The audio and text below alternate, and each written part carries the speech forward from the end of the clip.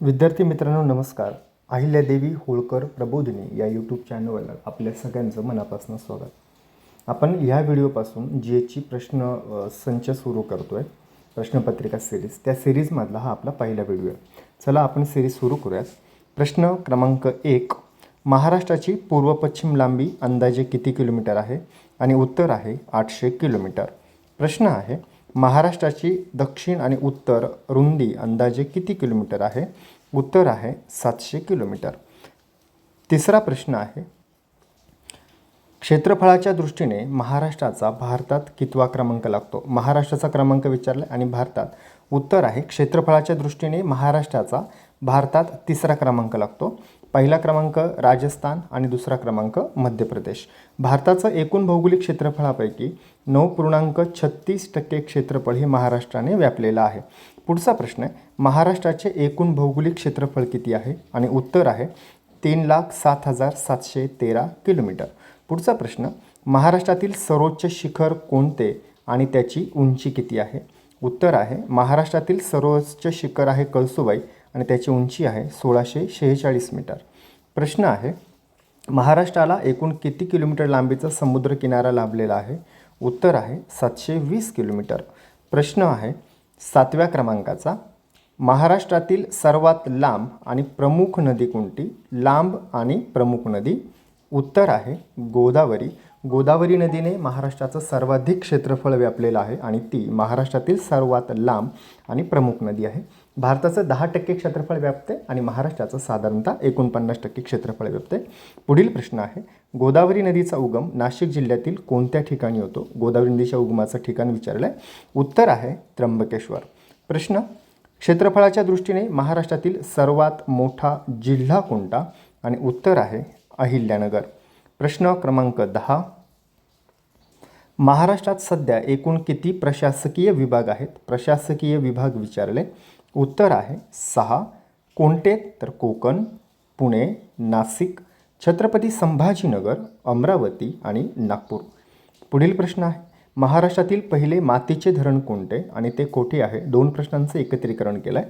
धरण कोणतं आहे आणि ते कोठे आहे? उत्तर आहे महाराष्ट्रातील पहिले मातीचे धरण आहे गंगापूर आणि ते नाशिक जिल्ह्यात असून गोदावरी नदीवर आहे. प्रश्न आहे महाराष्ट्रात सर्वाधिक पाऊस पडणारे अंबोली हे ठिकाण कोणत्या जिल्ह्यात आहे? आणि उत्तर आहे महाराष्ट्रातील सर्वाधिक पाऊस पडणारे ठिकाण अंबोली हे सिंधुदुर्ग जिल्ह्यात आहे. प्रश्न आहे महाराष्ट्राचा राज्य प्राणी कोणता? राज्य प्राणी विचारलं आहे आपल्याला आणि उत्तर आहे शेकरू, म्हणजे असतात मोठी खार स्वरूपातील प्राणी. प्रश्न आहे लोणार हे उल्कापातामुळे तयार झालेले खाऱ्या पाण्याचे सरोवर कोणत्या जिल्ह्यात आहे? इथे त्यांनी आपल्याला माहिती दिली आहे की लोणार हे उल्कापातामुळे तयार झालं आहे आणि ते खाऱ्या पाण्याचं सरोवर आहे आणि प्रश्न विचारला की ते कोणत्या जिल्ह्यात आहे? उत्तर आहे बुलढाणा. प्रश्न आहे महाराष्ट्रातील कोणत्या जिल्ह्यांना तलावाचा जिल्हा म्हणून ओळखलं जातं? उत्तर आहे गोंदिया आणि भंडारा यांना तलावाचा जिल्हा म्हणून ओळखलं जातं. प्रश्न तोरणमाळ हे थंड हवेचे ठिकाण कोणत्या जिल्ह्यात आहे? तोरणमाळ हे थंड हवेचे ठिकाण नंदुरबार जिल्ह्यात आहे. 100% आदिवासी जिल्हा म्हणून नंदुरबार जिल्हा ओळखला जातो. प्रश्न 17 महाराष्ट्रातील कोणती नदी दक्षिण वाहिनी नदी म्हणून ओळखली जाते? उत्तर आहे महाराष्ट्रातील वैनगंगा ही नदी दक्षिण वाहिनी म्हणून ओळखली जाते. त्याच्यासोबत वर्धा ही देखील आहे. वर्धा वैनगंगा यांच्या एकत्रित प्रवाहाला प्राणहिता असं देखील म्हटलं जातं. वर्धा आणि वैनगंगा यांचा एकत्रित प्रवाह प्राणहिता म्हणून ओळखला जातो. पुढचा प्रश्न आहे हरिश्चंद्र बालाघाट डोंगर रांगांमुळे कोणत्या 2 नद्यांची खोरी वेगळी होतात? हरिश्चंद्र बालाघाट डोंगर रांगांमुळे कोणत्या 2 नद्यांची खोरी वेगळी होतात? उत्तर आहे गोदावरी आणि भीमा. प्रश्न क्रमांक 19 महाराष्ट्रात प्रामुख्याने कोणत्या प्रकारची मृदा अर्थात माती सर्वाधिक आढळते? उत्तर आहे महाराष्ट्रात रेगूर मृदा, त्यालाच काळी कापसाची मृदा असं देखील म्हटलं जातं. तिचं प्रमाण सर्वाधिक आहे. प्रश्न महाराष्ट्राचे राज्य फूल कोणते? आणि उत्तर आहे जारूल हे महाराष्ट्राचे राज्य फूल आहे. त्याला तामन या नावानेही ओळखलं जातं. प्रश्न क्रमांक 21 राधानगरी हे अभयारण्य कोणत्या प्राण्यासाठी प्रसिद्ध आहे? उत्तर आहे राधानगरी हे अभयारण्य गवा अर्थात बायसन या प्राण्यासाठी प्रसिद्ध आहे. पुढचा प्रश्न, भीमा नदीचा उगम पुणे जिल्ह्यातील कोणत्या ज्योतिर्लिंगाच्या ठिकाणी झाला आहे? प्रश्न विचारताना भाषा काय वापरली आहे की पुणे जिल्ह्यात तिचा उगम झाला हे दिले आपल्याला, आणि प्रश्न विचारला आहे की कोणत्या ज्योतिर्लिंगाच्या ठिकाणी झाला आहे, म्हणजे कोणत्या जिल्ह्यात झाला आहे असा प्रश्न न विचारता कोणत्या ज्योतिर्लिंगाच्या ठिकाणी झाला आहे असं विचारलं आहे, आणि उत्तर आहे भीमाशंकर. प्रश्न क्रमांक 23, महाराष्ट्रातील सर्वात कमी साक्षरतेचा जिल्हा कोणता? उत्तर आहे नंदुरबार. हा महाराष्ट्रातील सर्वात कमी साक्षरतेचा जिल्हा आहे. प्रश्न आहे, कोकण किनारपट्टीची वस्ती प्रामुख्याने कोणत्या प्रकारची असते? उत्तर आहे कोकण किनारपट्टीची वस्ती सामान्यपणे रेषीय या प्रकारची असते. वस्त्यांचं वर्गीकरण वेगवेगळ्या प्रकारात केलं जातं. काही रेषीय असतात, काही त्रिकोणाकृती असतात, काही ताराकृती वस्त्या असतात, गोलाकार केंद्रीकृत स्वरूपाच्या वस्त्या असतात. ज्या पद्धतीने प्रादेशिक घटक हे वस्ती निर्मितीसाठी कारणीभूत ठरतात, तलावांच्या शेजारी, मुख्य नगरांमध्ये, डोंगराळ प्रदेशांमध्ये ज्या ज्या पद्धतीने आपण प्राकृतिक रचनेचा वेगवेगळ्या पद्धतीने विचार करू त्या त्या पद्धतीने वस्त्यांचं स्वरूप हे बदलत जातं. प्रश्न क्रमांक 25, महाराष्ट्रातील एकमेव जिवंत गरम पाण्याचे झरे असलेले वज्रेश्वरी हे ठिकाण कोठे आहे? प्रश्नात बघा काय गंमत केली आहे. आपल्याला त्यांनी जिवंत आणि गरम पाण्याचे झरे वज्रेश्वरी आहे हे दिलं आहे आणि ते कोठे आहे असं विचारलं. उत्तर आहे ठाणे जिल्ह्यामध्ये. प्रश्न, दक्षिण महाराष्ट्रातील महत्त्वाचे व्यापारी केंद्र व कुस्तीगिरांचा जिल्हा कोणता? दक्षिण महाराष्ट्रातला. उत्तर आहे कोल्हापूर. प्रश्न, मुंबई पुणे यांना जोडणारा प्रसिद्ध घाट कोणता? उत्तर आहे बोरघाट. प्रश्न क्रमांक 28, नाशिक आणि मुंबई यांना जोडणारा घाट कोणता? उत्तर आहे थळघाट, त्यालाच कसारा घाट असं देखील म्हटलं जातं. प्रश्न आहे, कोल्हापूर आणि रत्नागिरी यांना जोडणारा घाट कोणता? कोल्हापूर आणि रत्नागिरी. कोल्हापूर आणि रत्नागिरी यांना जोडणारा घाट आहे आंबा घाट. हा लक्षात ठेवण्याची सोपीशी खूण आहे. कोल्हापूरची अंबाबाई आणि रत्नागिरीचा हापूस आंबा या अर्थाने आपण आंबा घाट हे लक्षात ठेवू शकतो. पुढचा प्रश्न, कराड आणि चिपळूण यांना जोडणारा घाट कोणता? उत्तर आहे कुंभार्ली घाट. प्रश्न आहे, महाराष्ट्रातील दुसऱ्या क्रमांकाचे सर्वोच्च शिखर कोणते आहे? आणि उत्तर आहे महाराष्ट्रातील दुसऱ्या क्रमांकाचे सर्वोच्च शिखर आहे साल्हेर आणि उंची आहे 1567 मीटर, नाशिक जिल्ह्यामध्ये.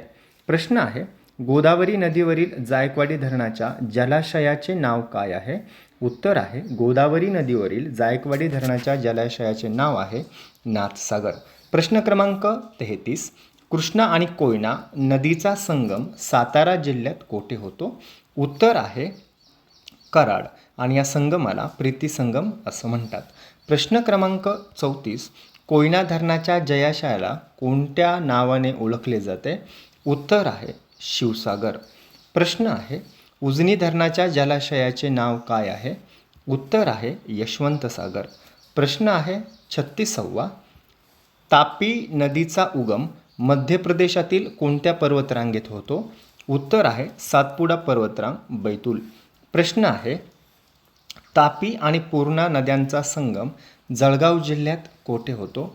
उत्तर आहे चांगदेव. प्रश्न विचारला आहे प्रश्न क्रमांक 38. प्रश्न आहे, महाराष्ट्रात खनिज तेलाचे उत्पादन प्रामुख्याने कोठे होते? महाराष्ट्रात खनिज तेलाचे उत्पादन प्रामुख्याने बॉम्बे हाय किंवा मुंबई हाय येथे होते. ते अरबी समुद्रामधील ठिकाण आहे. प्रश्न, बॉक्साईटचे साठे प्रामुख्याने महाराष्ट्रातील कोणत्या भागात आढळतात? उत्तर आहे बॉक्साईटचे साठे प्रामुख्याने महाराष्ट्रात दक्षिण महाराष्ट्रात आढळतात, जसं की कोल्हापूर, रत्नागिरी आणि सिंधुदुर्ग. प्रश्न क्रमांक 40, दगडी कोळशाच्या खाणींसाठी प्रसिद्ध असलेले बल्लारपूर कोणत्या जिल्ह्यात आहे? आणि उत्तर आहे बल्लारपूर हे चंद्रपूर जिल्ह्यात आहे. प्रश्न क्रमांक 41, महाराष्ट्रात मँगनीजचे साठे प्रामुख्याने कोणत्या जिल्ह्यात आढळतात? उत्तर आहे महाराष्ट्रात मँगनीजचे साठे प्रामुख्याने भंडारा आणि नागपूर या जिल्ह्यांमध्ये आढळतात. प्रश्न 42, महाराष्ट्रातील पहिले राष्ट्रीय उद्यान कोणते? पहिले राष्ट्रीय उद्यान आहे महाराष्ट्रातील ताडोबा राष्ट्रीय उद्यान, जे चंद्रपूर जिल्ह्यामध्ये आहे. प्रश्न क्रमांक 43, मेळघाट व्याघ्र प्रकल्प महाराष्ट्रातील कोणत्या जिल्ह्यात स्थित आहे? मेळघाट व्याघ्र प्रकल्प महाराष्ट्रातील अमरावती जिल्ह्यात स्थित आहे. तिथे घाटांचा मेळ आहे म्हणून त्याला मेळघाट असं म्हटलं जातं. प्रश्न क्रमांक 44. सागरेश्वर हे मानवनिर्मित अभयारण्य कोणत्या जिल्ह्यात आहे? इथे दोन बाबी ते स्पष्ट करतात प्रश्नात. नंबर 1 सागरेश्वर आणि हे मानवनिर्मित अभयारण्य आपल्याला जिल्हा विचारला आहे. उत्तर आहे सागरेश्वर हे मानवनिर्मित अभयारण्य सांगली या जिल्ह्यामध्ये आहे. पुढील प्रश्न आहे महाराष्ट्रात संत्र्यांचा जिल्हा म्हणून कोणता जिल्हा प्रसिद्ध आहे? उत्तर आहे संत्र्यांचा जिल्हा म्हणून नागपूर हा जिल्हा प्रसिद्ध आहे. पुढील प्रश्न आहे प्रश्न क्रमांक 46. केळीच्या उत्पादनासाठी महाराष्ट्रातील कोणता जिल्हा अग्रेसर आहे? आणि उत्तर आहे जळगाव. प्रश्न आहे पांढरे सोने पिकवणारा जिल्हा म्हणून कोणता जिल्हा ओळखला जातो? उत्तर आहे पांढरे सोने पिकवणारा जिल्हा यवतमाळ. प्रश्न आहे महाराष्ट्रातील केंद्रीय कापूस संशोधन संस्था अर्थात CICR कोठे आहे? आणि उत्तर आहे नागपूर. प्रश्न क्रमांक 49. महाराष्ट्रातील सर्वात जुने जलविद्युत केंद्र कोणते आहे? उत्तर आहे खोपोली रायगड. प्रश्न क्रमांक 50. आशियातील सर्वात पहिला सहकारी साखर कारखाना कोठे सुरू करण्यात आला? आशियातील सर्वात पहिला आणि सहकारी साखर कारखाना विचारला आहे, म्हणजेच तो कारखाना पहिलाही आहे आणि सहकारीही आहे अशा अर्थाने प्रश्न विचारला आहे. उत्तर आहे प्रवरानगर, लोणी, अहिल्यानगर. प्रश्न क्रमांक 51. भारताच्या मध्यातून कोणते महत्त्वाचे वृत्त जाते? उत्तर आहे भारताच्या मध्यातून कर्कवृत्त जाते, त्याला ट्रॉपिक ऑफ कॅन्सर असं म्हटलं जातं. त्यानंतर पुढचा प्रश्न आहे भारतातील सर्वात लांब नदी कोणती?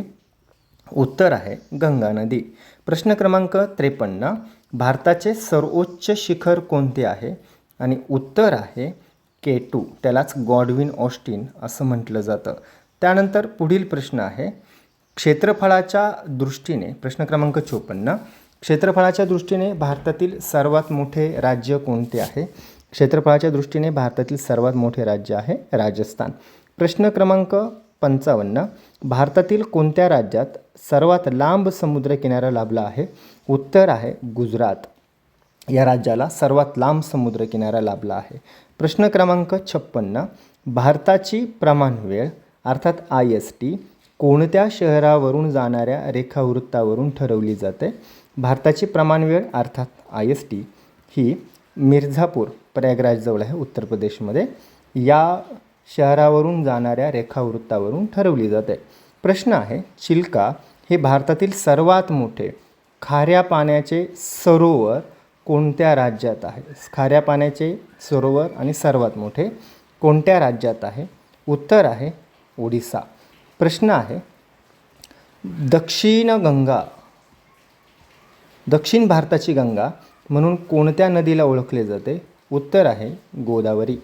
प्रश्न आहे भारतात सर्वाधिक पाऊस पडणारे मौसिनराम हे ठिकाण कोणत्या राज्यात आहे?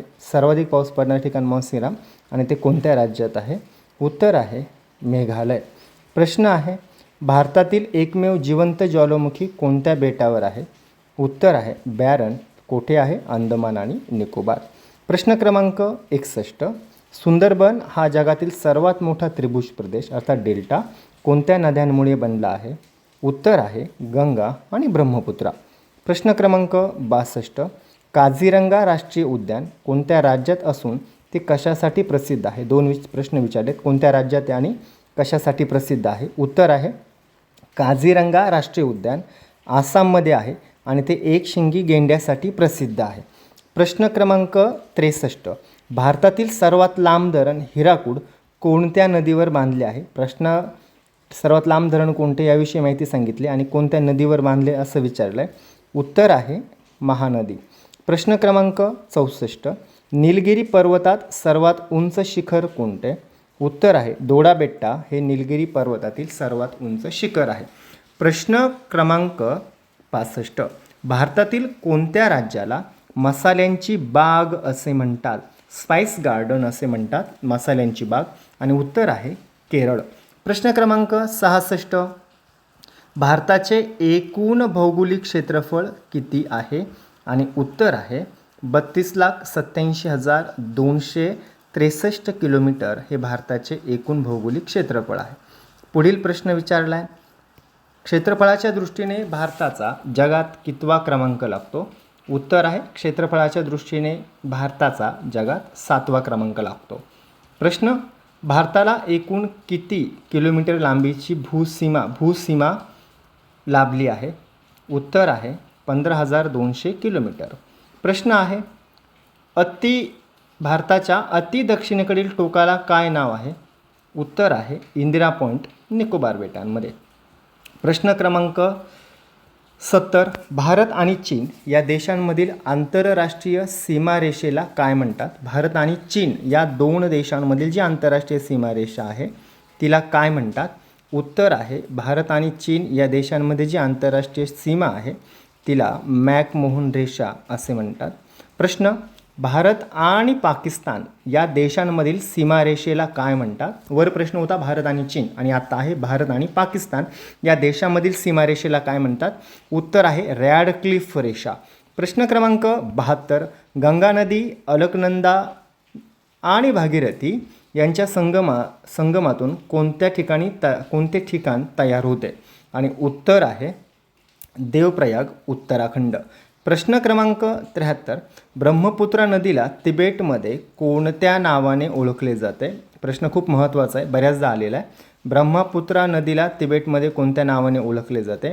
त्याचं उत्तर आहे तिला स्तांगपो या नावाने ओळखले जाते. स्तांगपो या नावाने ब्रह्मपुत्रा नदीला, आणि त्याचा अर्थ होतो शुद्धीकारक, प्युरिफायर, शुद्ध करणारी. स्तांगपो या शब्दाचा अर्थ, ती पवित्र नदी मानली जाते तिबेटमध्ये, तिला स्तांगपो अर्थात मराठीमध्ये शुद्धीकारक असं म्हटलं जातं. प्रश्न, स्तांगपो हे अचूक उत्तर याचं. प्रश्न क्रमांक 74, प्रसिद्ध धुवाधार धबधबा कोणत्या नदीवर आहे? उत्तर आहे नर्मदा नदी, जबलपूर, मध्य प्रदेशमध्ये.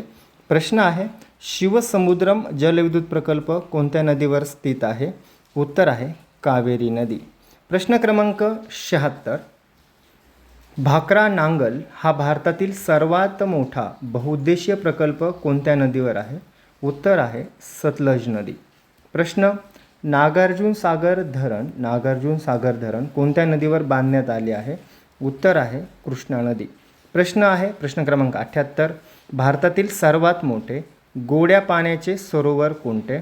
उत्तर आहे भारतातील सर्वात मोठे गोड्या पाण्याचे सरोवर आहे उलर सरोवर, आणि ते आहे जम्मू काश्मीरमध्ये.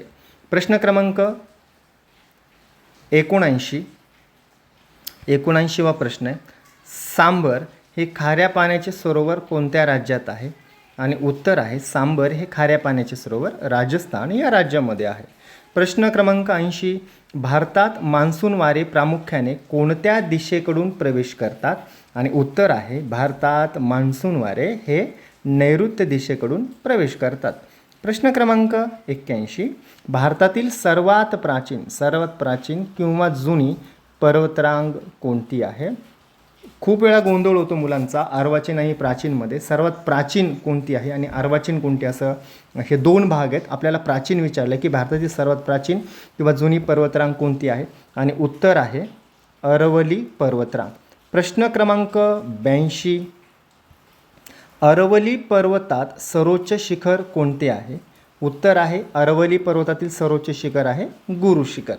प्रश्न क्रमांक 83, पूर्व घाट आणि पश्चिम घाट ज्या पर्वतामध्ये एकत्र येतात त्याला काय म्हणतात? हा आलेला प्रश्न आहे.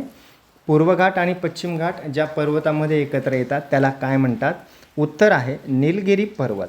प्रश्न क्रमांक 84, छोटा नागपूरचे पठार प्रामुख्याने कोणत्या राज्यात पसरलेले असून ते कशासाठी प्रसिद्ध आहे? अलीकडे शेवटची जी आरोग्य सेवेचा पेपर झाला त्याच्यामध्ये आलेला होता प्रश्न की छोटा नागपूरचे पठार हे कोणत्या राज्यामध्ये आहे? उत्तर आहे छोटा नागपूरचे पठार हे झारखंड या राज्यामध्ये. जेव्हा छोटा नागपूरचे पठार असं येतं आणि नागपूरचं नाव येतं तर बऱ्याच विद्यार्थ्यांचा गोंधळ होतो की ते महाराष्ट्रामध्ये असावं, पण नीट उत्तर क्लिअर करून ठेवायचं आपल्याला की छोटा नागपूरचे पठार हे झारखंड राज्यामध्ये आहे आणि ते खनिज संपत्तीसाठी प्रसिद्ध आहे. पुढचा प्रश्न आहे प्रश्न क्रमांक 85, भारतातील सर्वात पहिली तेल शुद्धीकरण विहीर म्हणजेच ऑइल रिफायनरी कोठे सुरू झाली? उत्तर आहे भारतातील सर्वात पहिली तेल शुद्धीकरण विहीर किंवा ऑइल रिफायनरी ही दिग्बोई आसाम येथे सुरू झाली. प्रश्न, आपल्या सौरमालेतील सर्वात मोठा ग्रह कोणता आहे? आणि उत्तर आहे आपल्या सौरमालेतील सर्वात मोठा ग्रह आहे गुरु, ज्याला इंग्रजीमध्ये ज्युपिटर असं म्हटलं जातं. आणि गुरु या शब्दाचाच अर्थ मोठा असा होतो. लक्षात ठेवायला अगदी सोपं आहे. गुरु म्हणजे मोठा आणि सर्वात मोठा ग्रह गुरु. पृथ्वीचा एकमेव नैसर्गिक उपग्रह कोणता आहे? आणि उत्तर आहे पृथ्वीचा एकमेव नैसर्गिक उपग्रह आहे चंद्र. त्यानंतर प्रश्न क्रमांक 88 मध्ये विचारत आहेत की पृथ्वीच्या वातावरणातील सर्वाधिक प्रमाणात आढळणारा वायू कोणता? आपल्याला माहिती आहे की पृथ्वीच्या वातावरणामध्ये वेगवेगळ्या वायूंचं मिश्रण असतं आणि त्याच्यामध्ये सर्वाधिक प्रमाणात आढळणारा वायू आहे नायट्रोजन आणि तो साधारणतः 78% इतक्या प्रमाणात आढळतो. पुढचा प्रश्न, ओझोन वायूचा थर कोणत्या थरात आढळतो? वेगवेगळे स्तर आहेत वातावरणाचे, त्याच्यामध्ये वातावरणाच्या कोणत्या स्तरात ओझोन वायूचा स्तर आढळतो? जी सूर्यापासून जी सुरू होतात निघालेली अतिनील किरणं रोखतो, जी पृथ्वीपर्यंत येऊन देत नाही आपल्याला, त्याचं शोषण केलं जातं ओझोनच्या थरामुळे आणि म्हणून मग त्वचेचे कॅन्सर किंवा इतर विकार हे रोखले जातात. आणि बऱ्याच ठिकाणी अलीकडे ग्लोबल वॉर्मिंगचा प्रश्न असेल किंवा इतर प्रदूषणाच्या पर्यावरणाच्या समस्या असतील, त्याच्यामुळे अनेकदा आपण असं ऐकतो की ओझोन थराला छिद्र पडलेलं आहे. तो ओझोनचा थर कोणत्या स्तरात आहे? उत्तर आहे समतपांबर, याला स्थितांबर असं देखील म्हटलं जातं. त्यानंतर पुढचा प्रश्न आहे 90, जगातील सर्वात मोठा आणि खोल महासागर कोणता? आणि उत्तर आहे जगातील सर्वात मोठा आणि खोल महासागर आहे पॅसिफिक महासागर. प्रश्न क्रमांक 91, मरियाना ट्रेंच ही जगातील सर्वात मोठी गर्ता किंवा खोल गर्ता कोणत्या महासागरात आहे? सर्वात खोल गर्ता मरियाना ट्रेंच म्हणजेच मरियाना गर्ता असा आपण प्रश्न वाचतो नेहमी. कोणत्या महासागरात आहे? उत्तर आहे पॅसिफिक महासागर. प्रश्न, पृथ्वीला स्वतःभोवती एक फेरी पूर्ण करण्यास लागणाऱ्या गतीला काय म्हणतात? स्वतःभोवती एक फेरी पूर्ण करण्याला लागणाऱ्या गतीला काय म्हणतात? त्याला म्हणतात परिवलन. पृथ्वी जेव्हा स्वतःभोवती फिरते त्याला परिवलन म्हणतात. सूर्याभोवती फिरते तेव्हा तिला परिभ्रमण असे म्हणतात. आणि जी गती आहे तिला दैनिक गती असं म्हणतात. प्रश्न क्रमांक 93, ग्रॅनाइट आणि बेसॉल्ट हे कोणत्या प्रकारच्या खडकाचे उदाहरण आहे? उत्तर आहे ही अग्निजन्य खडकाचं उदाहरण आहे. प्रश्न क्रमांक 94, जगातील सर्वात मोठे उष्ण वाळवंट कोणते? म्हणजे सर्वात मोठे आणि उष्ण वाळवंट कोणते? उत्तर आहे सहारा वाळवंट की जे आफ्रिकेमध्ये आहे. पुढचा प्रश्न क्रमांक 95, भूकंपाची तीव्रता मोजण्यासाठी कोणत्या यंत्राचा वापर केला जातो? उत्तर आहे त्यालाच भूकंपमापी किंवा सिस्मोग्राफ असं म्हटलं जातं. या यंत्राचा वापर करून भूकंपाची तीव्रता मोजल्या जातात. पुढचा प्रश्न आहे सूर्यमालेतील सूर्याच्या सर्वात जवळचा ग्रह कोणता? 96व्या क्रमांकाचा प्रश्न. उत्तर आहे सूर्यमालेतील सूर्याच्या सर्वात जवळचा ग्रह आहे बुध. पुढचा प्रश्न, कोणत्या ग्रहाला लाल ग्रह म्हणून ओळखलं जातं? लाल ग्रह कोणत्या ग्रहाला म्हणतात? उत्तर आहे मंगळ या ग्रहाला लाल ग्रह म्हणतात कारण मंगळावरती ते जे भौगोलिक घटक आहे त्याच्यामध्ये लोहाचे प्रमाण अधिक आढळतं, म्हणून तेथील माती किंवा मग इतर सगळे घटक हे लालसर रंगाचे दिसतात, म्हणून त्या ग्रहाला लाल ग्रह असं म्हटलं जातं. प्रश्न क्रमांक 98, पृथ्वीच्या गाभ्यामध्ये म्हणजे त्याला कोर असं म्हणतात, प्रामुख्याने कोणती मूलद्रव्ये आढळतात पृथ्वीच्या गाभ्यामध्ये? उत्तर आहे निकेल आणि लोह. त्याला निफे असं देखील म्हटलं जातं. निफेल शब्द कसा तयार झाला? एन हा निकेलसाठी आणि Fe हा लोहासाठी, फेरस लोह या अर्थाने निफे त्याला म्हटलं जातं. त्यानंतर पुढचा प्रश्न आहे, जगातील सर्वात लांब नदी कोणती? आणि उत्तर आहे जगातील सर्वात लांब नदी आहे नाईल नदी. आणि प्रश्न क्रमांक 100, पृथ्वीवरील 2 रेखावृत्तांमधील अंतरांमध्ये किती मिनिटाचा फरक असतो? आणि उत्तर आहे पृथ्वीवरील 2 रेखावृत्तांमधील अंतरांमध्ये 4 मिनिटांचा फरक असतो. रेखावृत्त म्हणजे काय? तर पृथ्वीवरती ज्या उभ्या रेषा आहेत काल्पनिक त्यांना रेखावृत्त म्हणायचं आणि ज्या आडव्या रेषा आहेत त्यांना अक्षवृत्त म्हणायचं. जे मध्य आहे त्याला विषुववृत्त म्हणतो आणि विषुववृत्त हे सर्वात मोठे अक्षवृत्त आहे. इथे 23.5 अंश वरती कर्कवृत्त असतं आणि 23.5 अंश दक्षिणेकडे मकर वृत्त असतं ते आपण एका दुसऱ्या व्हिडिओमध्ये समजून घेण्याचा प्रयत्न करूयात. हा होता आपल्या 100 प्रश्नांच्या सिरीजचा पहिला व्हिडिओ. तुम्हाला नक्की काय वाटतं, तुमच्या सूचना प्रतिक्रिया नक्की कळवा. आणखी पुढच्या व्हिडिओमध्ये नक्की भेटूयात. तोपर्यंत नमस्कार.